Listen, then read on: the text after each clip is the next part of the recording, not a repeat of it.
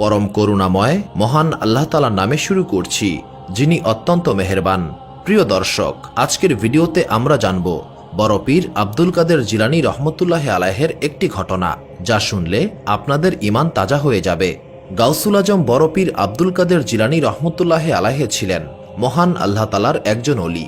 বড় পীর যখনই মহান আল্লাহ তাআলার কাছে কোনো দোয়া করতেন, সঙ্গে সঙ্গে মহান আল্লাহ তাআলা তার সেই দোয়া কবুল করে নিতেন। তিনি ছিলেন বাগদাদের বিখ্যাত একজন ওলি। তার সঙ্গে দেখা করার জন্য অনেক দূর দূরান্ত থেকে লোকেরা ছুটে আসত। একদা বড় পীরের নিকট একজন নারী তার পুত্রকে নিয়ে হাজির হল। সেই নারীর পুত্র বড় পীরের ব্যাপারে অনেক কিছুই জেনেছিল, তাই সে চাইত বড় পীরের দরবারে থেকে যেতে এবং গাউসুল আজম বড় পীরের নিকট থেকে কিছু ইলম শিখতে। সেই নারী বড় পীরকে বললেন, হে মহান আল্লাহ তাআলার ওলি, আপনি আমার পুত্রকে আপনার কাছেই রেখে দিন। এই কথা শুনে বড় পীর রাজি হয়ে গেলেন এবং বড় পীর সেই নারীর পুত্রকে তার সঙ্গেই রেখে দেন। এইভাবে কিছুদিন অতিবাহিত হবার পর সেই নারীর তার পুত্রের কথা খুব মনে পড়তে থাকে। তখন সে বড় পীরের দরবারে গিয়ে তার পুত্রকে একবার দেখে আসার সিদ্ধান্ত নিল। এরপর সেই নারী বড় পীরের দরবারে আসে এবং সে দেখতে পায় তার পুত্র একদম শুকনো একটি রুটি খাচ্ছে এবং সে একদম শুকিয়ে গিয়েছে।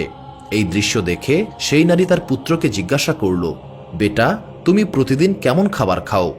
জবাবে তার পুত্র বলল, আমি প্রতিদিন লবণ দিয়ে রুটি খাই। পুত্রের মুখে এই কথা শুনে সেই মা খুবই রেগে গেল এবং সে সঙ্গে সঙ্গে বড় পীরের কক্ষে চলে যায়। কক্ষে প্রবেশ করে সে দেখতে পায় বড় পীরের সামনে কিছু মুরগির হাড় পড়ে রয়েছে।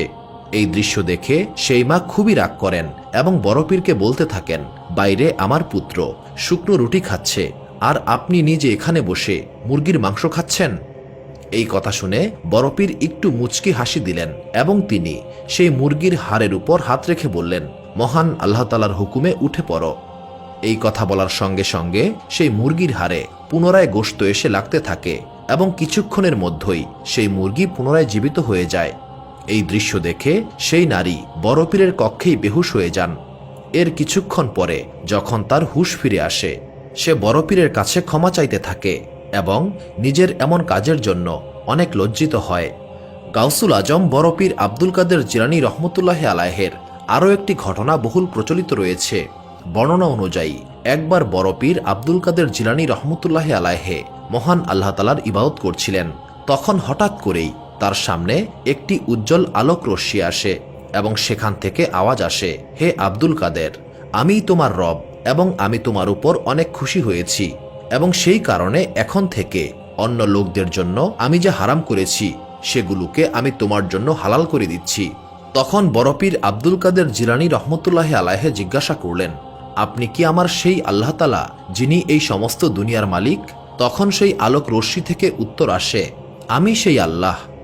সঙ্গে সঙ্গে বড় পীর বললেন, দূর হয়ে যাও এখান থেকে, তুমি আমার আল্লাহ তাআলা হতেই পারো না। এবার আবারও আওয়াজ আসে, হে আব্দুল কাদের, তুমি আজ বেঁচে গেলে তোমার ইলম এবং দিনের বুঝদারিতার কারণে। আমি এইভাবে অনেক ইবাদতকারীকে গোমরাহ করেছি।